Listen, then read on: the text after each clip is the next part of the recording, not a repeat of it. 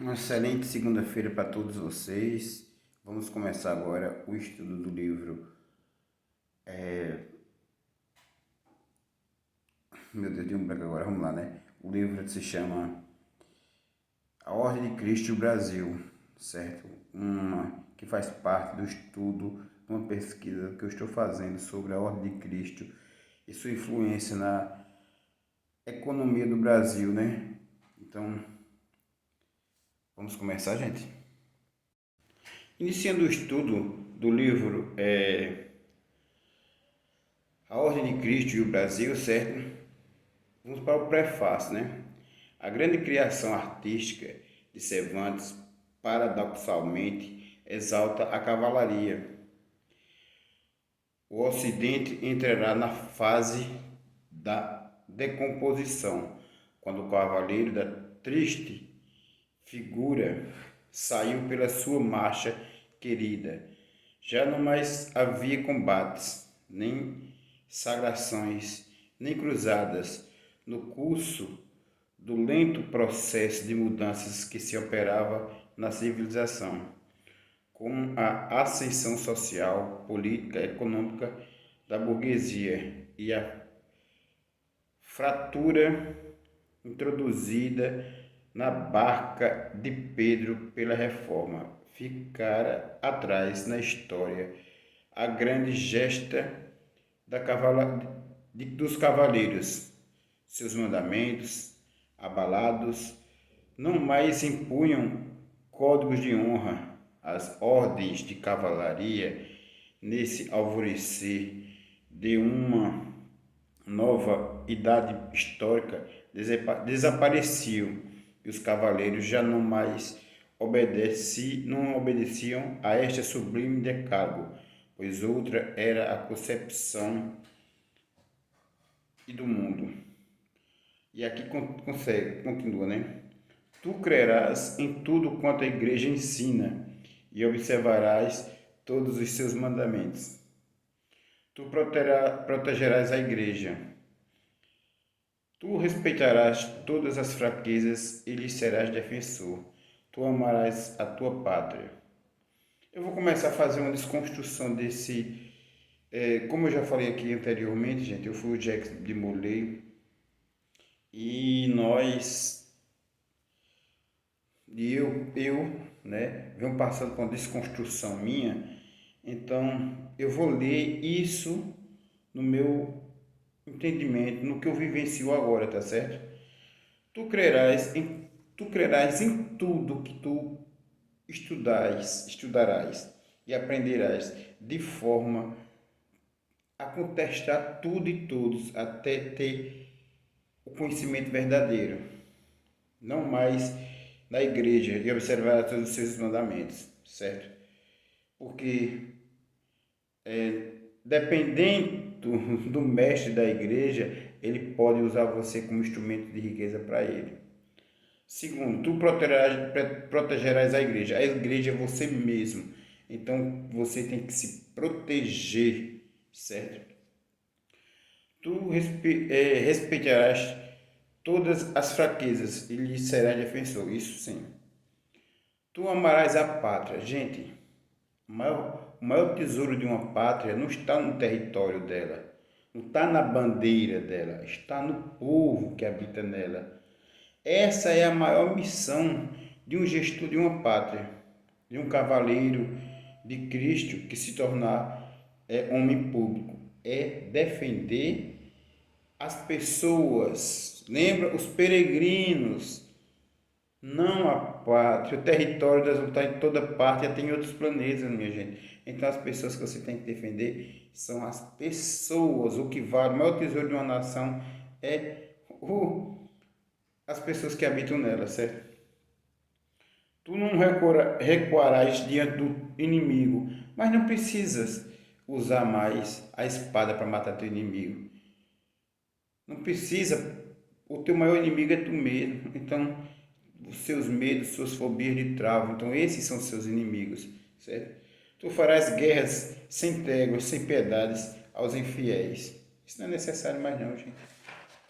Tu cumprirás os teus deveres se não forem contrários à lei de Deus. Sim, tu não mentirás e serás fiel à palavra dada. Mas aqui também pode estar um orgulho, gente, né? A palavra dada pode ser modificada. Por quê? Porque às vezes você se empenha tanto em manter sua palavra que gera um problema para sua casa, para as pessoas ao seu redor, vai fazer o impossível, arrumar mais problemas. Então, se você ainda vive sob esse código, prefira não dar essa palavra, certo? Tu serás liberal e praticarás larguezas. Tu serás sempre, em toda parte, o campeão do direito e do bem contra a injustiça e do mal. Isso vale a pena. Continuando aqui nossa introdução do livro, né? A Ordem de Cristo e o Brasil, mas num recanto da Europa sobrevivera no começo do século XVI, no século XIV, uma ordem que herdara o patrimônio dos Templários, cuja legenda encherá séculos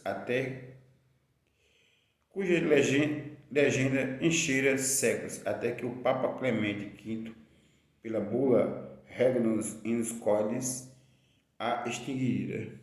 A Ordem de Cristo, o Sumo Pontífice, gloriosamente reinante, chefe da cristandade, ainda integra da ordem com a bula de Lat Exequinus Christi Engre, a ordem da milícia de Cristo. Gente, a ordem de Cristo, certo? Hoje eu vejo o grande irmão, né, o irmão Clemente, como um irmão. Ele é um meu mentor espiritual, meu companheiro nessa jornada. E todo o erro que ele cometeu naquela época, ele hoje tenta sanar, né? Tenta corrigir, me ajuda muito, me orienta muito, me ajuda a destravar minhas memórias. Eu sou muito grato a ele por tudo na atualidade, certo? Reinava em Portugal Dom Denis. Seus embaixadores sonhavam habilidosamente converter o Santo Padre João XXII e erigir uma nova ordem de cavalaria no lugar dos Templários.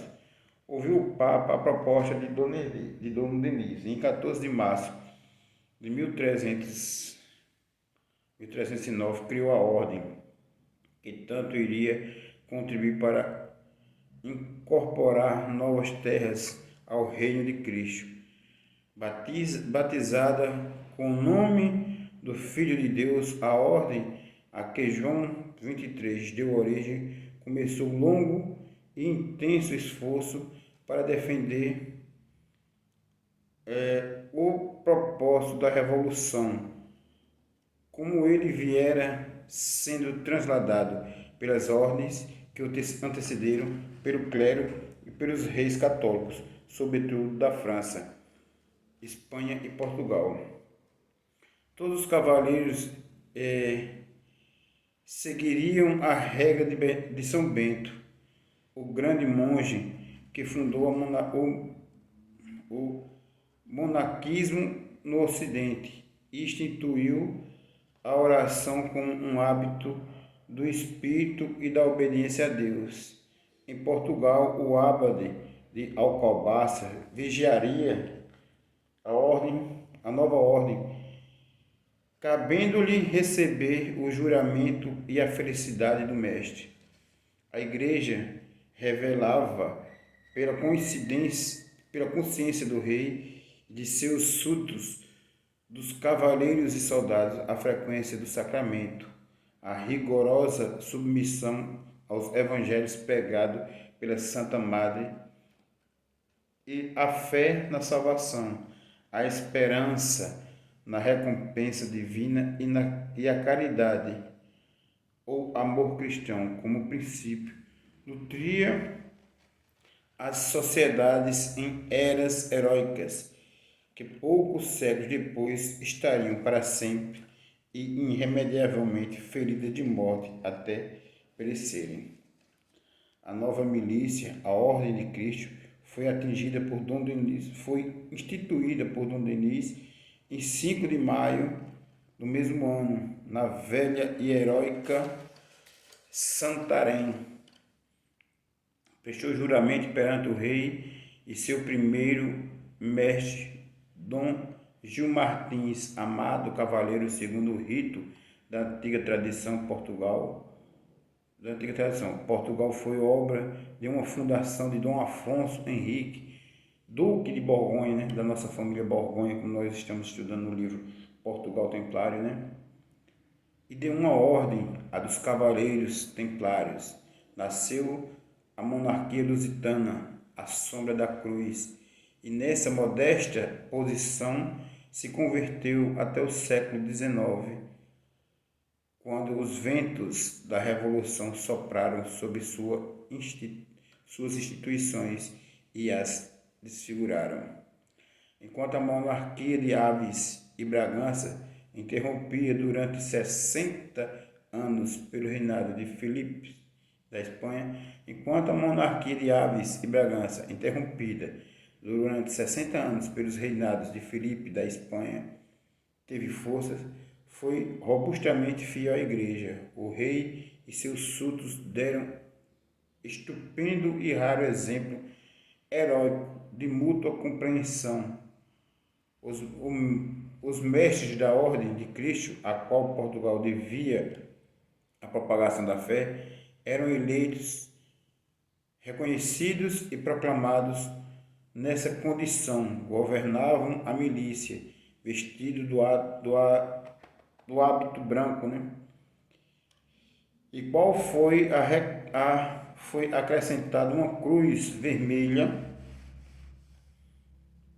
combateram pela fé e pelo rei.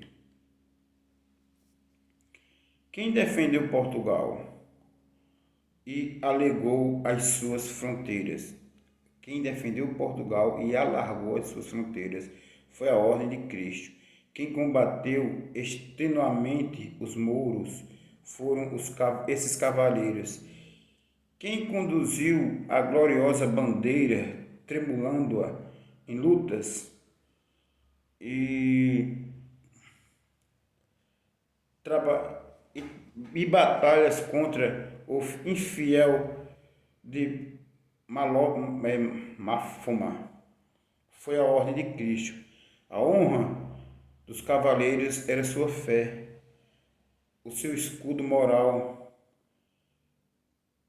e sua posição altaneira, que os modernos desta idade, muito abastada, não compreenderam. Nada ilustra melhor a Ordem de Cristo e a honra da cavalaria do que a vida exemplar de seus mestres e cavaleiros, os serviços que prestaram ao rei e ao reino, à igreja e à fé, ao tempo e à eternidade. Não vamos fazer a história da Ordem de Cristo. Seria matéria para um ou alguns volumes, salientamos o seu venerável e heróico papel na defesa da civilização e da cultura cristã. Fica muito longo esse.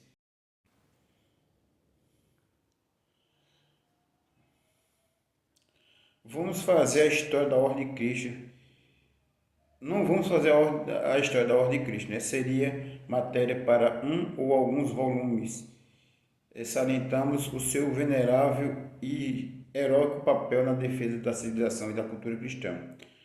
Quando no fim da Grande Idade Média, no século XV, os portugueses saíram pelos mares incógnitos e tenebrosos, iluminando com o último clarão do heroísmo o mundo que ali por diante iria abismar na rosa chatice da mentalidade burguesa da vida, quando os portugueses enfrentaram perigos e guerras, como o grande Camões contou, para dilatar a fé e o império.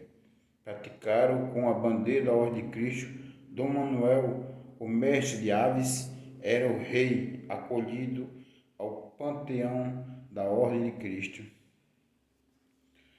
As naus e caravelas que o rei armou e expediu aos oceanos e mares conhecidos levaram a cruz, o padre e a bandeira branca com a cruz da cor vermelha nela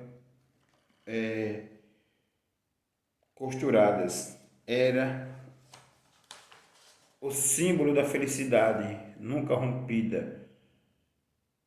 Na ocasião dos monarcas que prosseguiriam depois da obediência da mesma fé e da mesma crença. Quando os navegadores portugueses desceram no Brasil em 1500, ergueram um mastro, hasteando-lhe a bandeira da Ordem de Cristo, a mesma bandeira que ondulou os ventos do grande oceano enquanto navegava a armada do comandante Cabral. Bandeira do descobrimento da população da nova terra e, sobretudo, da sua consagração ao reino de Cristo. O ato inaugural do Brasil, originalmente terra de Santa Cruz, foi a missa rezada por Frei Henrique de Coimbra, mas o sinal visível da posse deu a bandeira da Ordem de Cristo, reconhecida e abençoada pela Santa Igreja, a sociedade da nação da época. Esta, portanto, a bandeira da Ordem de Cristo, historicamente vinculada ao Brasil, povoado com abundância de documentos, o douto historiador Tito Livio Pereira, tudo quanto devemos à gloriosa ordem, ao seu majestoso e excelso significado, à sua simbologia. O historiador Tito Livio Ferreira demonstra com autoridade nas páginas da obra que ele decidiu não poderia ter escolhido o melhor tema para homenagear a poderosa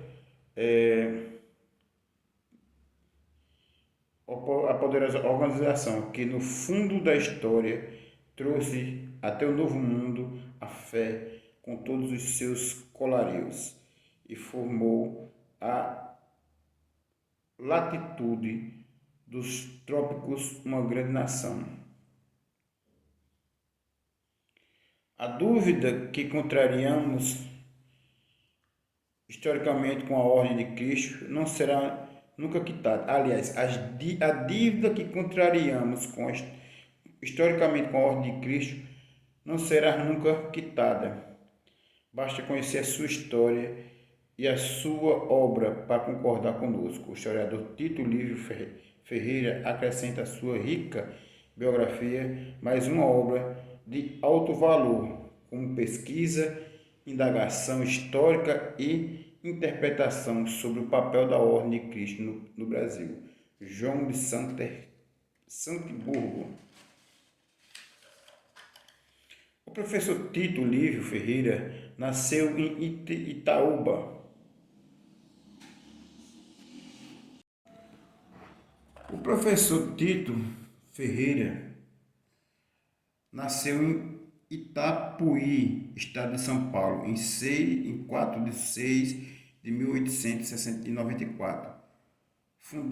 Formado em Direito pela Universidade Fluminense, presidente da Academia Paulista de História, presidente honorário da Ordem Nacional dos Bandeirantes, Master, membro da Academia Paulistana de Letras, sócio do Instituto de Coimbra, Portugal, sócio da Sociedade Geográfica de Lisboa, sócio do Instituto Histórico e Geográfico de São Paulo, Piracicaba, Santos, Sorocaba, Paraná, Rio Grande do Sul, Petrópolis, Minas Gerais, Bahia, Sergipe, Pernambuco, Ceará e Goiás.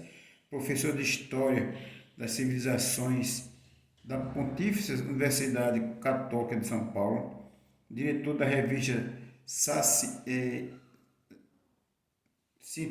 Ciências Jurídicas, editada em Braga, Portugal, orador do Instituto de Divulgação do Direito Civil de São Paulo, professor emérito da Faculdade de Turismo e Letras da, da Faculdade Padre Manuel da Nóbrega, São Paulo, autor de várias obras históricas publicadas, entre as quais A História de São Paulo, volume 2, certo? É Lupo Homem, 1593. E aqui, aliás, 1519, gente. Aqui vocês vão ver, ó, ainda o desmatamento no litoral brasileiro, certo? Mapa do Lupo Homem, traços grossos, comparado com o contemporâneo, traços finos. Acrescenta-se o meridiano de Tordesilhas, segundo dois outros mapas da mesma época. Jame Costões, Introdução à História dos Bandeirantes, volume 1, página 184 a 185. Aqui, minha gente, temos a janela do convento do Tomar, Portugal, toda rendilhada, monumento de pedra. Ao levantar-se, foram ali gravadas em latim as palavras abaixo, traduzidas para o português. Na era de 1160, reinando Afonso, o ilustríssimo rei de Portugal, Dom Gaudim, mestre dos cavaleiros portugueses do templo, com seus freires, começou, no primeiro dia de março, a edificar este castelo chamado Tomar. O rei ofertou, né? Conserva-se ainda hoje esta inscrição incompleta, mandada fazer por Dom Afonso Henrique, primeiro rei de Portugal. Em 1321, 160 anos mais tarde, Dom Denis, rei de Portugal, cria a Ordem de Cristo, genuinamente portuguesa,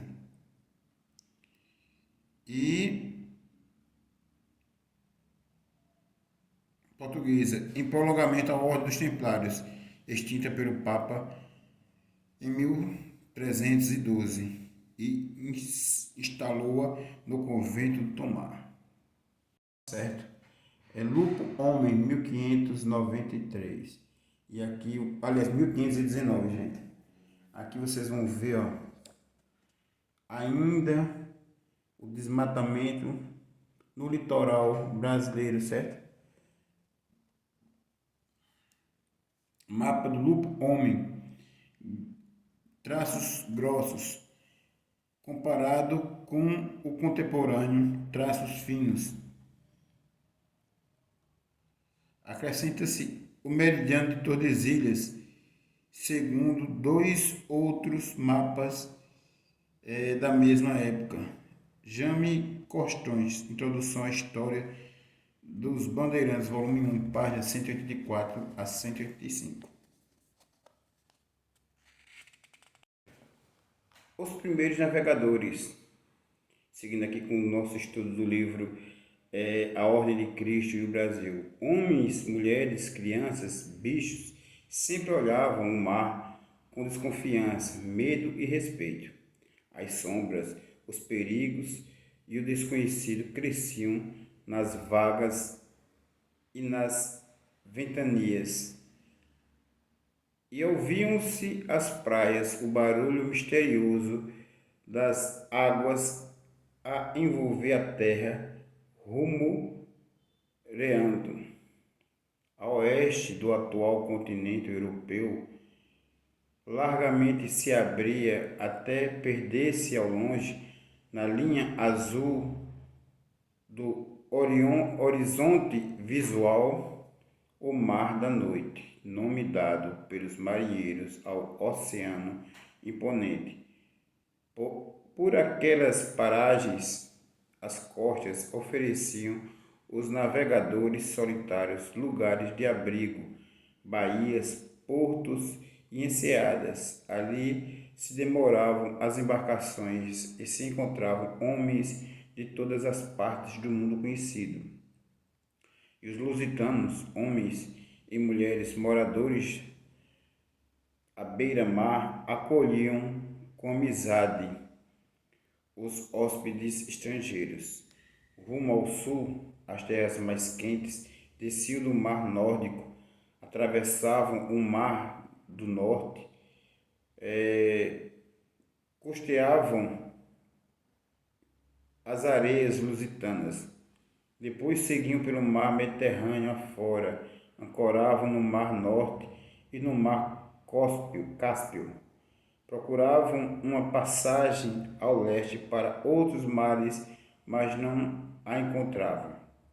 Assim alargavam o comércio entre os povos perdidos nos confins da terra. Conhecendo-os, voltavam para o mesmo caminho, partiam do poente para o nascente. No regresso, descansavam nos lares lusitanos, a contemplar a imensidão das águas do mar oceano, cheio de monstros e encantamentos, e narravam os marinheiros lusos as suas viagens a lugares tão distantes, de gente estranha, linguajares diferentes, regiões diversas, usos e costumes exóticos.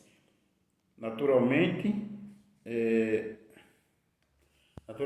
esses homens e essas mulheres de eras tão remotas pensavam, sentiam e agiam de maneira opostas aos homens e mulheres de outras épocas. Cada geração pensa,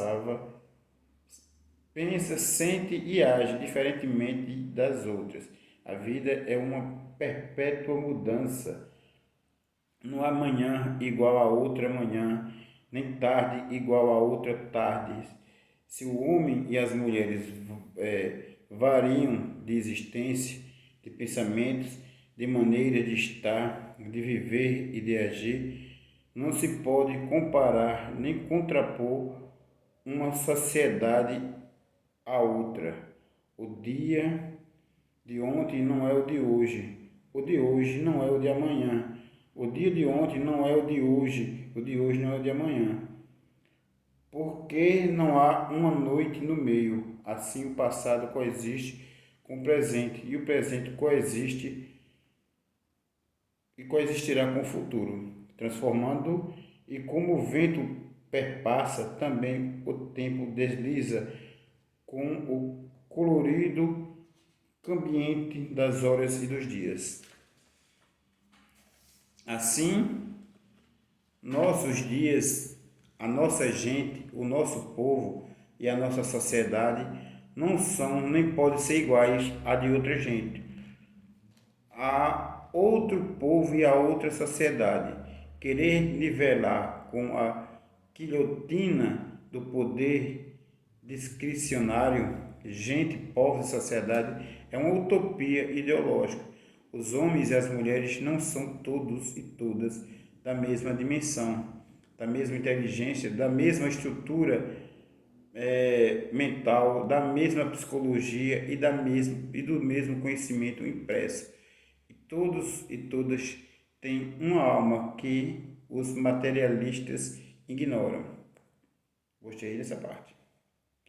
Neste caso, o homem e as mulheres, os homens e as mulheres daquelas eras remotas, viessem do norte, do sul ou do leste, encontravam os lusitanos fronteiriços e mar-oceanos. Ninguém se atrevia a aceitar o desafio do mar das trevas, porque os barcos eram pequenos e andavam para onde o vento os levava. Por isso, os navegadores velejavam sempre à vista da terra. Quando o vento sumia, as embarcações ficavam à mercê das ondas, flutuando, e quando os marujos caíam de cansaço de tanto remar, eram jogados em terra. porque o trabalho braçal era duro, sofrido e suado. Os lusitanos fronteiriços do Mar Oceano. A ocidental praia lusitana, Luís de Camões, os Lusíadas, do continente Eurático, inclina-se na vertente atlântica e o ponto obrigatório para passagem para povos do norte, do sul, do oeste e do leste.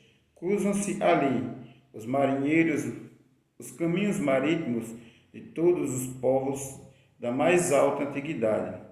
E essa encruzilhada aberta ao mundo e é o ponto de encontro das gentes de todos os quadrantes terrestres. Assim, a Lusitânia está de peito aberto ao mar Oceano, ao sul do Rio Marinho, abaixo da Galiza, abrindo-se os territórios lusitanos com 90.000 quilômetros quadrados de superfície entre 561 e quilômetros de comprimento por 285 quilômetros de largura e 1.209 quilômetros de fronteiras terrestres para 845 quilômetros de costa oceânica.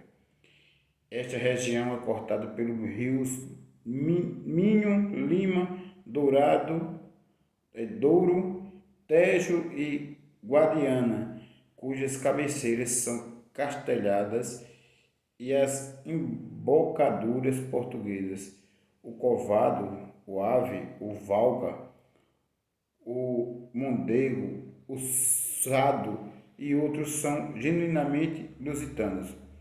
No litoral, observa-se o contato íntimo do mar com a terra, daí a trova popular: o mar também é casado, o mar também mulher, é casado com areia, dá-lhe beijos quando quer. O oceano envolve o litoral, baías numerosas, portos frequentes do norte a sul, estuário acolhedores formados por 15 rios, cujas águas se perdem ao mar adentro. Dessa proa de Eusádia, levantada sobre o Atlântico, vai partir, tempo adiante, a gente lusitana para 7 partes do globo, a fim de unir, sob a bênção de Deus, as praias do Oriente, as praias do Ocidente, para carregar sob a bandeira de Cristo povos diversos e diferentes espalhados por todas as rincões do mundo, para envolver a Terra na zona intertropical numa atmosfera de paz e de luso-cristianismo, onde irradiam as civilizações grega, o espírito jurídico romano e a teologia judeu-cristã, e para mudar como mudou a situação econômica e social da Europa. Bom, gente, o povo multirracial e multicultural. Essa é a parte 3 do primeiro capítulo, certo?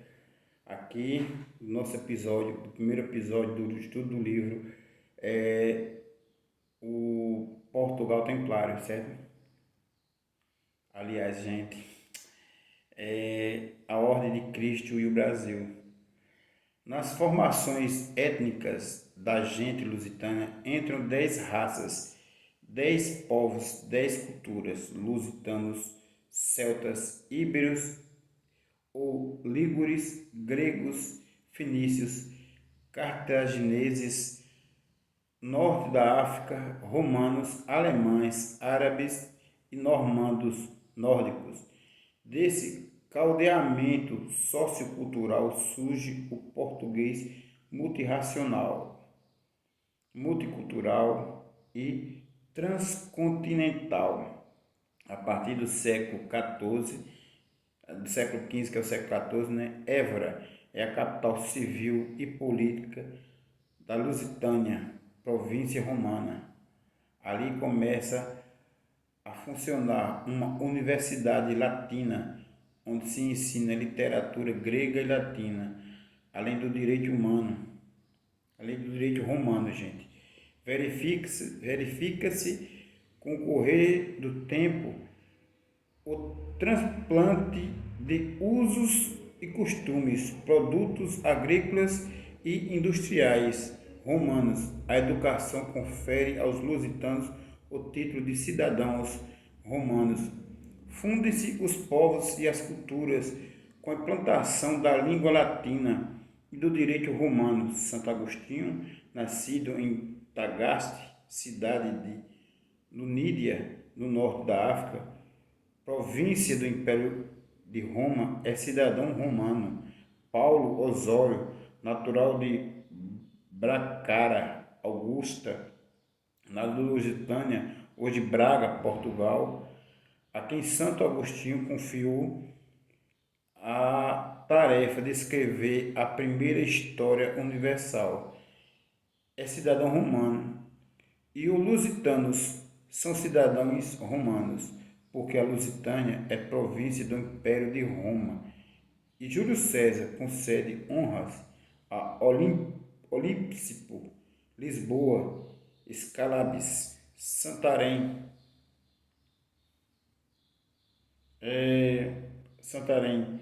e Évora. Otávio, o imperador Augusto, prestigia Bracara Augusta. Ele intensifica a obra de romanização da Península Ibérica. Torna-se importante centro da cultura e civilização latina dos povos ibéricos. Aprendem a lavrar a terra com os romanos. Eles constroem obras de arte conforme seus estilos.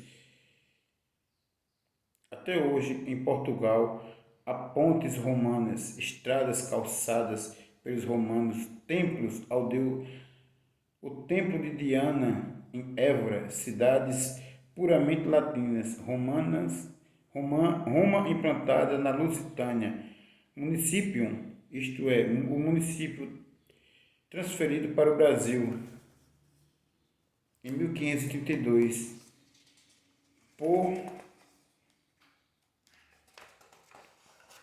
mais tarde radicada a ilha de Madeira, o arroz para Sicília e para Algarve, nomes genuinamente árabes, ainda trouxeram o papel e a bússola de origem chinesa e tomam conta de todas as vias marítimas mediterrâneas.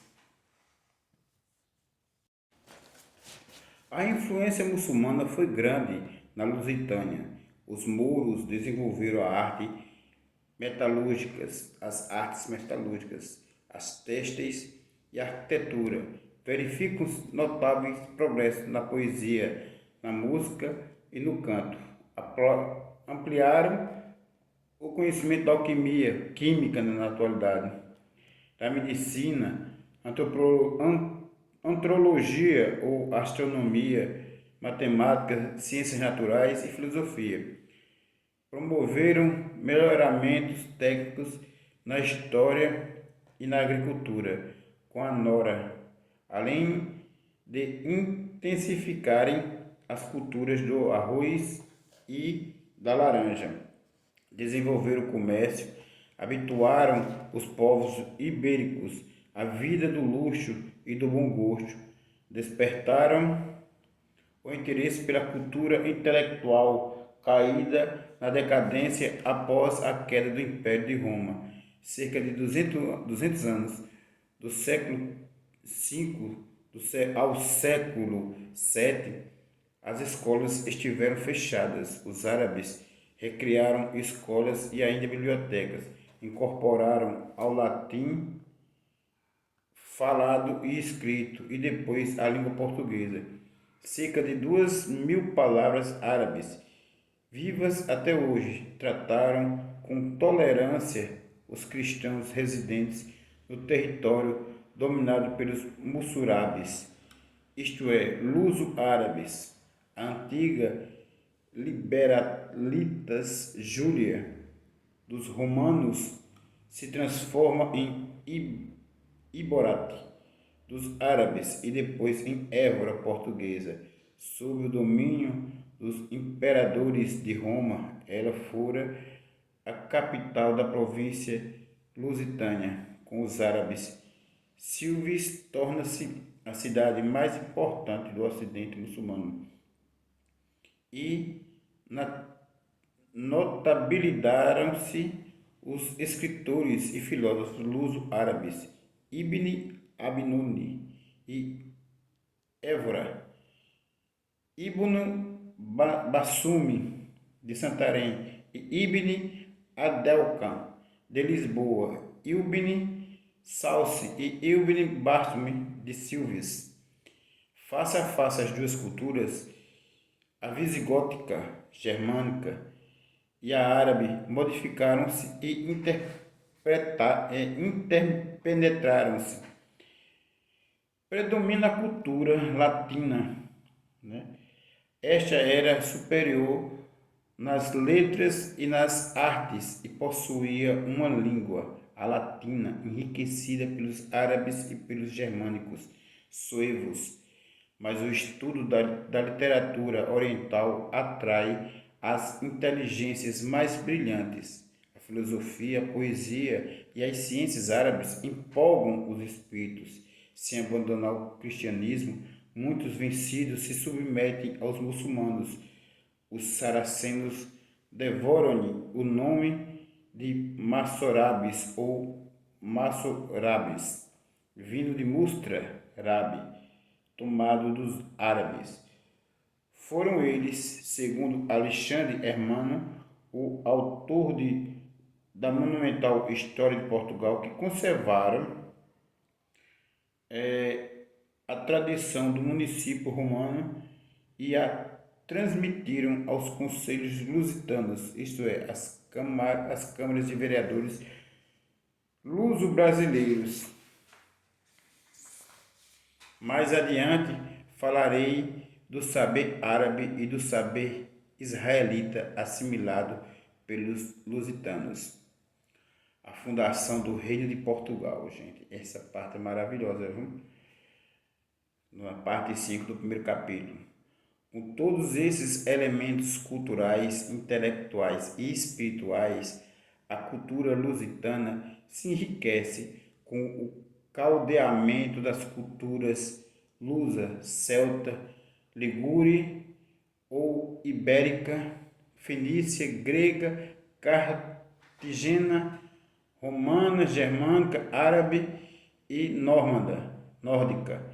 Predomina a cultura latino ou grego-latina, consubstanciada do humanismo mediterrâneo, disseminado pelos romanos na Lusitânia, província do Império de Roma.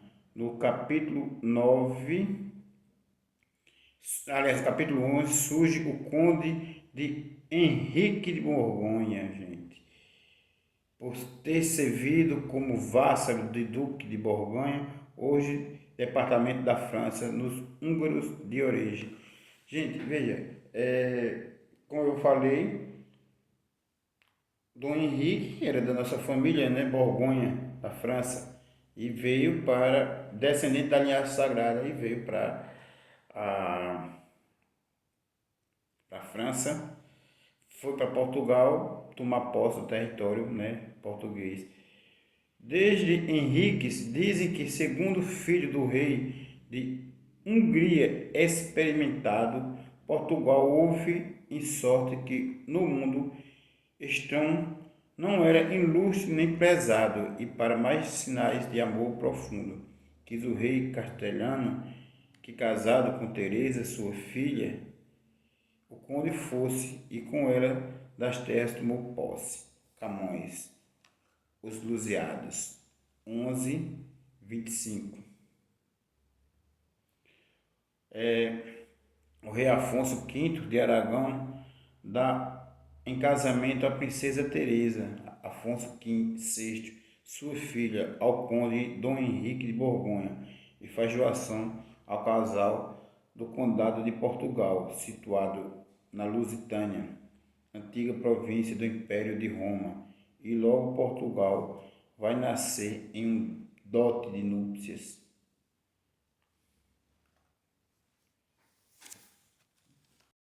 Bom, gente, para concluir esse capítulo aqui, né?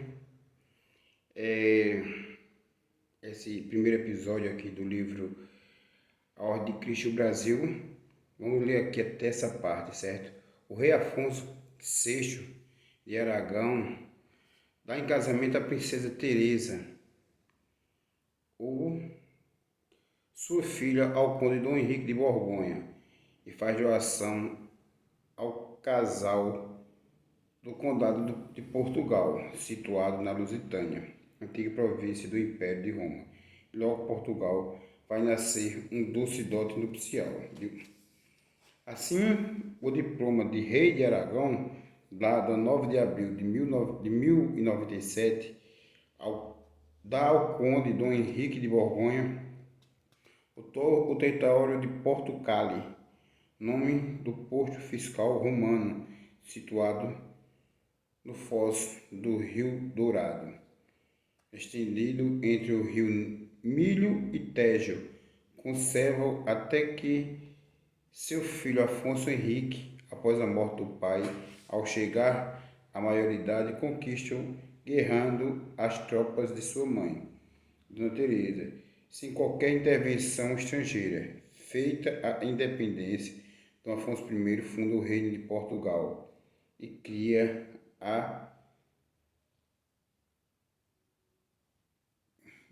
a monarquia lusitânia. Em 1140, em pleno século XII, né, Afonso Henrique revela-se chefe político e militar de alto gabarito. Ofereceu a seu reino a Igreja de Roma, declarou-se vassalo de São Pedro e do Papa, comprometeu-se por si e seus sucessores a pagar o censo anual de 4 onças de ouro e não reconhecer outro domínio eclesiástico ou secular que não fosse o de Roma. E assim Portugal surge no antigo Império de Roma como vassalo do Vigário de Cristo e sob a proteção de Cristo, para tempo adiantar dilatar a fé e o Império, segundo São Luís de Camões. Vamos ficar aqui, certo? Nessa parte 6. E na próxima segunda-feira vamos ter o estudo do livro Portugal, a Ordem de Cristo e o Brasil, e de Portugal Templários, certo? E a live dos 2 livros do Kawaii.